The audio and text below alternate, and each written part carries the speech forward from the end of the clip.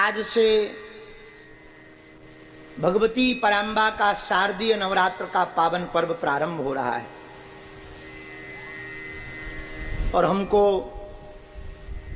बहुत मन में प्रसन्नता इस बात की है कि इस बार की नवरात्रि में पूज्यपाद गुरुदेव भगवान श्री सन्यासी बाबा ने हमको हनुमान मंत्र जप की आज्ञा दी है।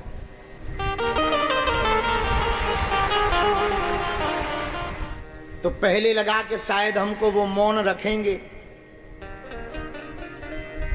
और हमारे जैसा आदमी चुप नहीं रह सकता,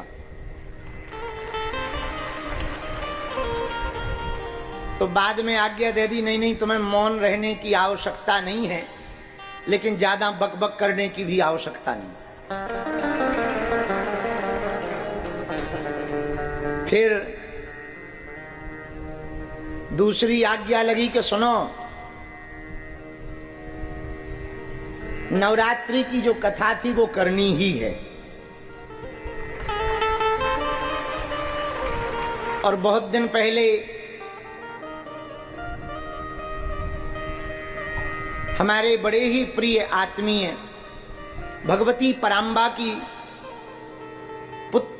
आप पुत्रवत अपने आप को मानकर, भगवती को मात्र रूप में मानकर साधना करने वाले श्री अजय राय जी,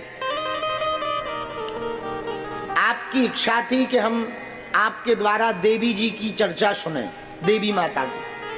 हमने कहा भैया हम तो देवता वाले हैं,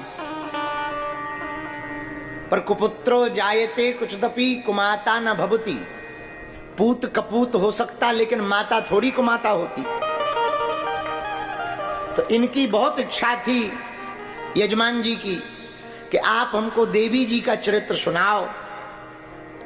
तो हमने भी गुरु जी से कहा कि यदि आज्ञा हो तो नवरात्रि में और तो कुछ करना नहीं, जब तो करना ही है, 2-3 घंटा थोड़ा गाना बजाना कर लें क्या? बोले क्या? हमने कहा कथा कर लें। तो उन्होंने भी बड़ी प्रसन्नता पूर्वक सहमति दी, बोले बिल्कुल करना चाहिए।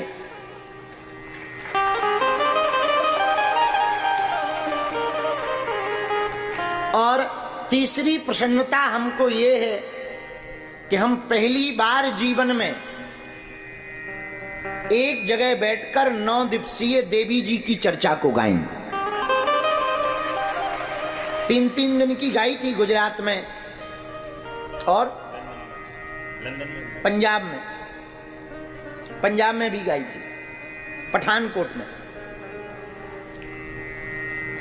चौथी प्रसन्नता यह है कि जहां कथा हो रही वो भवन भी माता का है।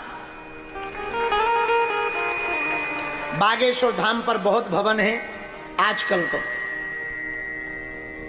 राम दरबार भवन है, पुराना राम दरबार है, नया राम दरबार है, कथा पंडाल है, लेकिन जहां बैठे यहां रोज भंडारा हो रहा। इसका नाम है अन्नपूर्णा भवन।